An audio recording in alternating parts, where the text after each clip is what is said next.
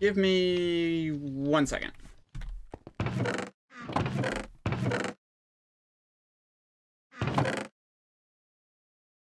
Do I have any ink sacs? Do I have any ink sacs? No, I do not. So, Squid Boys.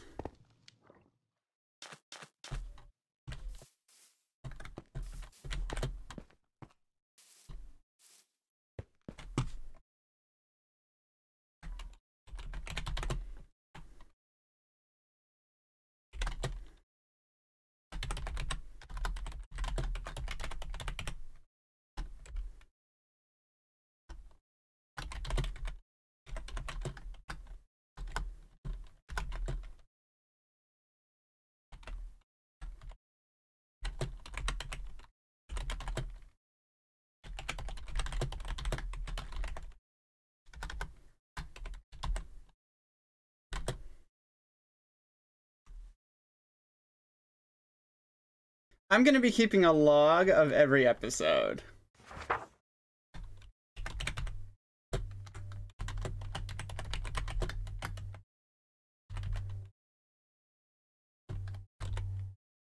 I probably spelled that wrong.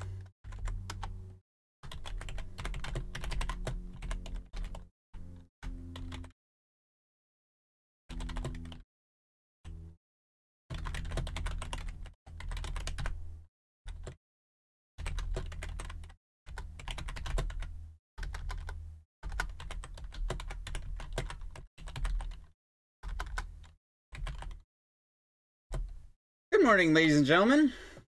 Welcome back to Vault Hunters, episode 2, I think. Two episodes in, and I'm already losing track of how many episodes. Cool. Anyway, today's episode was quite the grind. So instead of like showing you all what exactly happened, I figured I'd do another one of these storyteller videos. Just to summarize. So, what all happened in this session? A couple of things. First things first, I wanted to get some better gear. Not just any gear, diamond gear. And maybe even netherite. But I'm getting ahead of myself. So, the End City loot that I had gotten from the previous episode, it was alright, but I wanted to get better. And the villagers were the key to acquiring better gear and better armor. So, I did just that. I fiddled around with the villagers in hoping of getting a couple of decent trades. I wanted to get a toolsmith and an armorer, so that way in the event that I die, I can just buy my tools as opposed to going mining for more resources, which is a lot better than going caving, or strip mining even, because it's a pain to strip mine, especially since there's deep slate in this version. So, after I got the villagers set it up, I needed to grind out some carrots and potatoes with some farmers. Once I had the farmers started up, I was hoping for one trade. The cake. Because I needed the cake for the altar. And at first, I didn't get the 2 cake trades, unfortunately. It was, more golden carrots. Okay. I was very sad to see that I didn't get the cake trades on either of my farmers. I did, however, get some killer deals on the enchanted books with my librarian. Mending for 14, I'm taking it.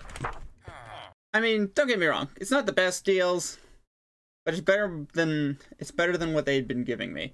So I just went and took the enchantments. After that, I got my elytra enchanted, and I went to go mend it up in the nether.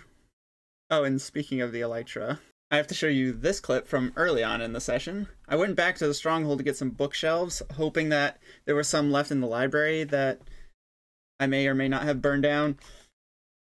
So when I came back from the stronghold, my elytra was dangerously low, and when I landed, this happened.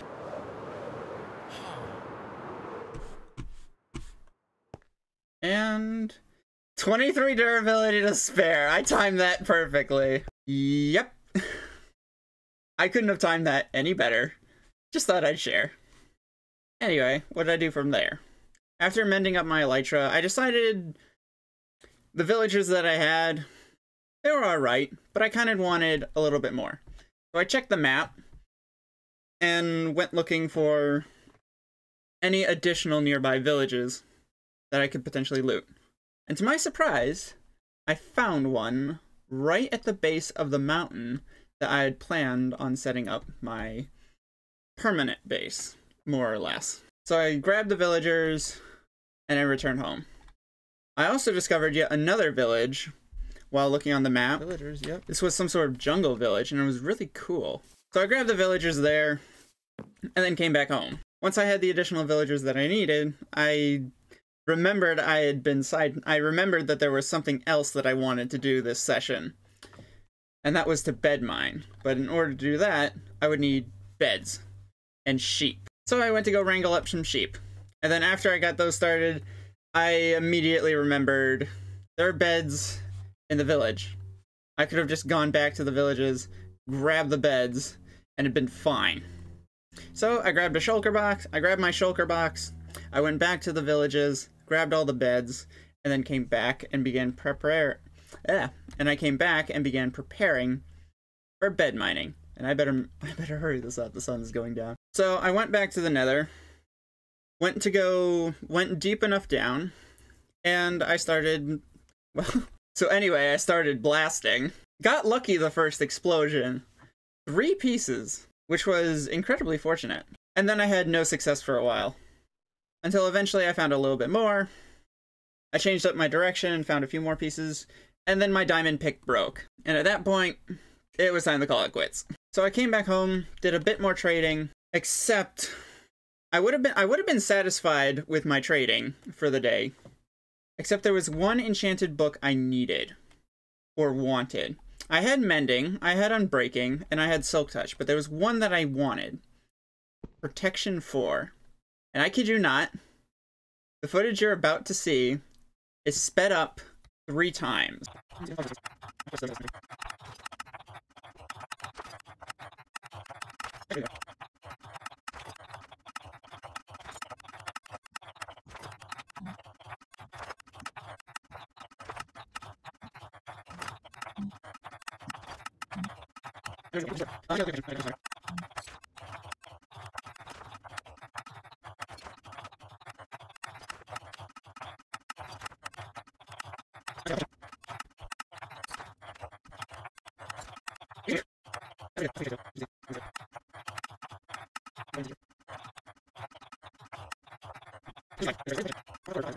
Yeah, I spent a long time trying to get Protection 4, and then once I saw that the trade was there, I immediately scrambled and began panicking to try to raise the emeralds so I could lock in the trade. Because I had Protection 4 earlier, I didn't have the emeralds for it, and I was saving it until I got the emeralds. But then the day ended, and the villager recycled his trade, so I had to find it all over again. And boy, was that a grind. Anyway, once I had Protection 4, and I had some netherite, I took the luxury of creating this monstrosity. A netherite chestplate with Protection 4. Once I had this chestplate, I knew that I wanted to upgrade my pickaxe next. As my pickaxe, well, my diamond pickaxe had broken so quickly, so I wanted to upgrade the netherite for the extra durability. But then my brain said no. Emeralds.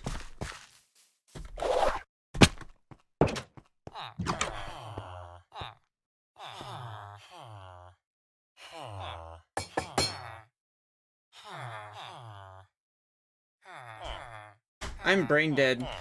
Do I have regrets? Not really. I mean, it's a pretty decent helmet. Protection 4. Oh, that's why my tools keep breaking. Wow, that doesn't have as much durability as I thought it did. So maybe there's a little bit of regret. The truth be told, it's not that bad. So anyway, I'm half netherite, and I have a decent sword, and I still have my elytra fully mended up. So yeah, and that that is where we are today. I have this little crop farm. I have the sheep set up. And I also... I have a ton of netherrack. But the big thing is... Whoops, wrong chest. The big thing is this. I managed to craft my first vault crystal. Kind of matches the armor, actually. That's cool. I do not plan on running this crystal yet. And it's raining. I guess this is as good time as any to show you my little villager setup. I still want a cleric here. But yeah, these are my villagers. I had to... Yeah. There's the protection for Silk Touch, Breaking, and Mending. And these are my two farmers.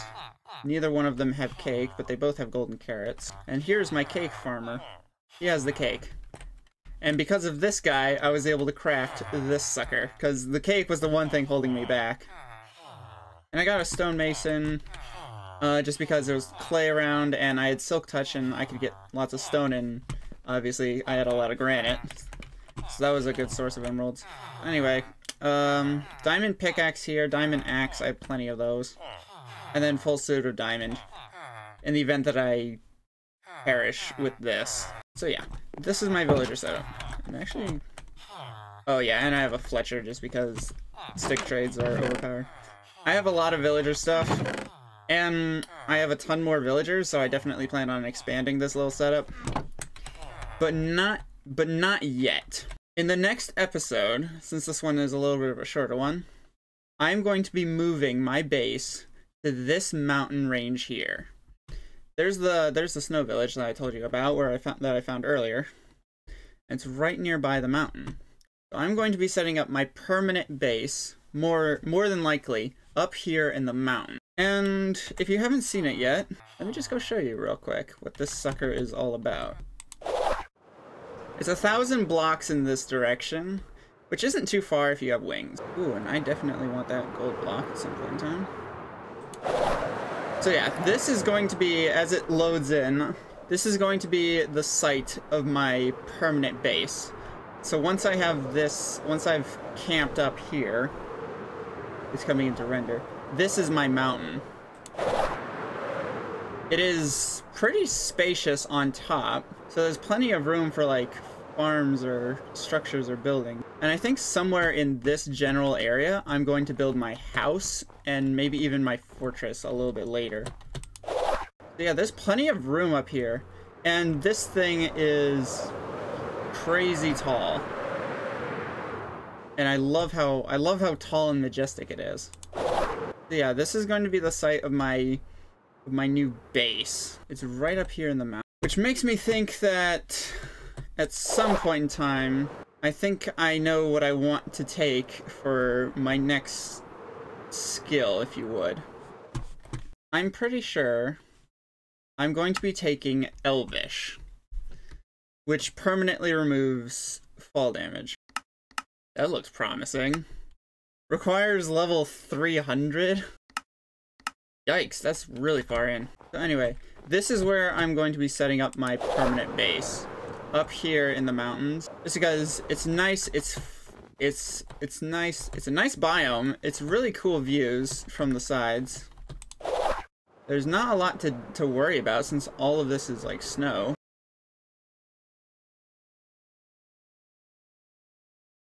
And there's plenty of room for expansion inside the mountain.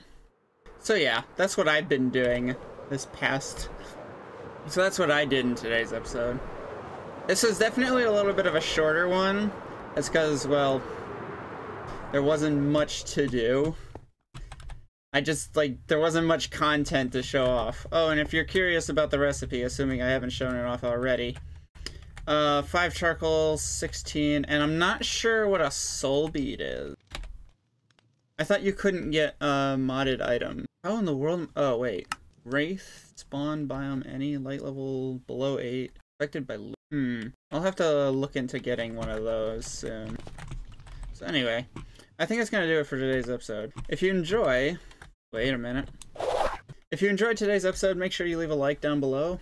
And, yeah. That's gonna do it for me for now.